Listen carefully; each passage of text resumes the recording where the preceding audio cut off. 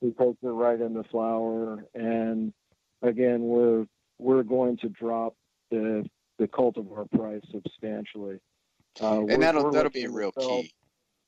Yeah, and it's the same thing. This crop it's a commodity now.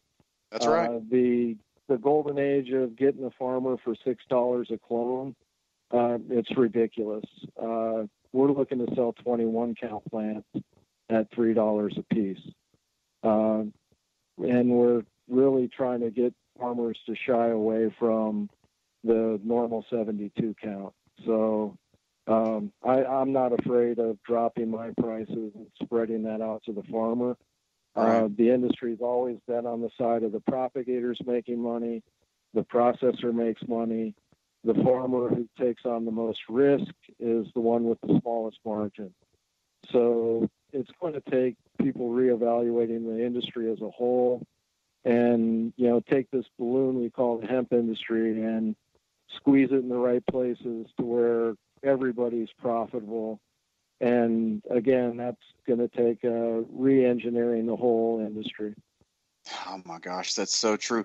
We're joined today here on the Veterans for Cannabis podcast. I'm Joshua Littrell, your host, and our amazing guest, Army brother Scott BURGETT. He is Green Earth Cannaceuticals, and we're really talking about, changing the entire industry in the hemp industry. So, Scott, when we look at that, where the farmer is the one that's making the least amount of money, is that not the same exact thing that happens in normal farming, though, whether it's corn, soy, cotton, whatever? Aren't the farmers always left out to dry? No pun intended. It is that way. And again, they're farmers, that's the thing. Farmers are used to working on a very skinny margin. Right, wrong, or indifferent, it's just the way it's always been. But as hemp comes to different states, and I've seen it, I've cultivated hemp and consulted with people in Montana, Colorado, Tennessee, Kentucky, North and South Carolina, and here in Florida. And, the farmer, as the industries pop up in these states, most of the seminars you go to and any of these conferences you go to, it seems to be a lot of processing companies and propagation companies telling these farmers, look, you're going to make $4,000 an acre. Yes. This is and the farmer really has no idea, but they hear these numbers and they get wide-eyed and, God darn it, I got to do that. Scott, what's the craziest number you've heard? 40,000 an acre. Holy, oh my! I about fell out my chair. I'm not going to tell you who said it. It was said on the Florida Senate floor. Holy cow! I was sitting right behind the person that said it, and I respect this person, but I had to bring them aside and say, that number you're putting out, that farmer needs to be the seed provider, he needs to be the processor, and he needs to take it to end product to even get close to being anywhere able to close. That's it. And then maybe if he makes it half of that, right? Yeah, and if you look at the way the industry really is, and I've been one of the only ones to tell farmers this and just break it down, it's just math. The input cost to grow this crop in Florida is about $10,500 to $12,500 per acre. That's labor, plants, all in. If you get, and we have no real veg cycle, so we're not talking about 6-foot plants. We're talking about 3 to 4 foot plants. Right. You're going to have about 2,000 plants per acre. And if you have a really good grow, you're going to get half a pound a plant. So you have 1,000 pounds per acre. Right now, biomass, I can buy it at $6.50 a pound. Right. So that tells me the farmer's got $6,500 worth of crop value. And what does that add up to? Is that a positive or negative? Oh, wait, that's not a positive number. You're negative $4,000 to $6,000 per acre. Right. And there's no way you can make it up in volume. No, and we're not laughing. We're not laughing at we're laughing up at the absurdity of the numbers that we've heard. We're not laughing at the farmer or the industry. I just want our listeners to know that, hey, we're not laughing at you. We're laughing at the entire idiots outside of our industry that don't have any idea. Yeah, and again, I blame a lot of this on some of the bigger companies and some of the associations that are putting on these seminars. Sure. And allowing people to say this kind of stuff. But again, a lot of them actually have no idea what's going on either. Correct. There's several hemp associations in Florida I work with, and one of them had a webinar and they were talking about hot plants, and his recommendation was he thinks if you grab the plant and shake it, you can help shake off some of the THC trichomes. I mean, there's some very ridiculous stuff being said, but as they say these things, farmers are listening to them. Oh my gosh! And there's nobody to put checks and balances in place. And like I say, that's kind of what I've been doing. How can we fix that? I don't mind the guys. How can we put a check and balance in there? How can we put a check and balance in there? How can we fix this BS that's being thrown at some of our farmers who don't know any better because they're not in the industry, so they think what they're being told is the truth? No, it takes people being willing to stand up and tell people the truth. It's a lot of people, even knowing right and wrong, they don't want to be on, you get in a room with 10 people saying the same lie. It's hard to be the 11th guy that comes up and says, hey, that's not true. This is what really happened. I don't speak at a lot of these seminars.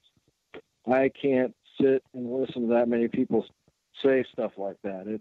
Because I look at farmers and they're taking notes. They're writing it down. Right.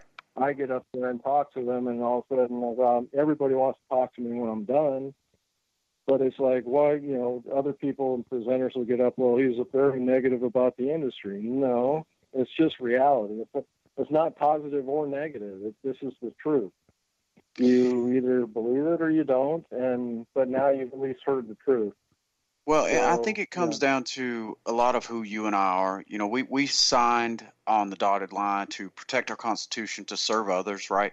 And I know that I do get up and speak at a lot of these. We get invited to a lot of events. But the first thing I always say is, hey, start small, guys. Don't think you're going to grow 5, 10, or 50 acres. Just start with an acre for 1 year. See how you do. Keep your input costs low, work with the right providers, make sure your genetics are solid, understand where you're coming from, make sure that if you're buying clones, you're buying clones from somebody that's been in business for more than a year, like our first year for our Veterans for Cannabis grow operation in Wisconsin, we bought $3,000 worth of clones, and 60% of them were males. They were cloning off of male plants. Who does that? It happens all the time. These are the things farmers need to know. Yes. And people that do that, if I know of a provider that does things like that, I have no problem telling everybody who they are. And they should be put on blast. I agree. Yeah.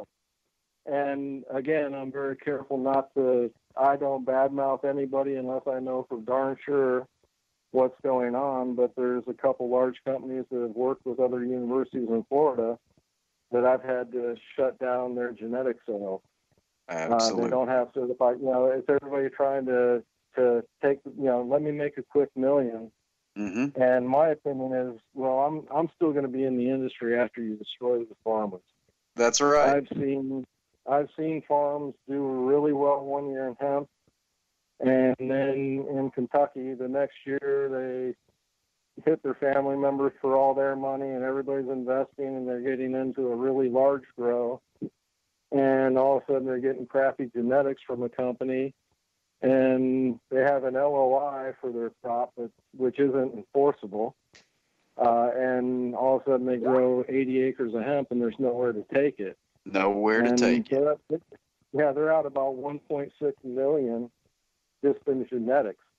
It's crazy, and I tell you, the one thing that I look at is we're still very young. This industry is very young, and if you and I and the people that are, stand up, have integrity in this industry, can come together and keep preaching our words, if you will, I think we can make it better. And you said it earlier. We got just a couple minutes left here on the Veterans for Cannabis podcast. You said it earlier, though.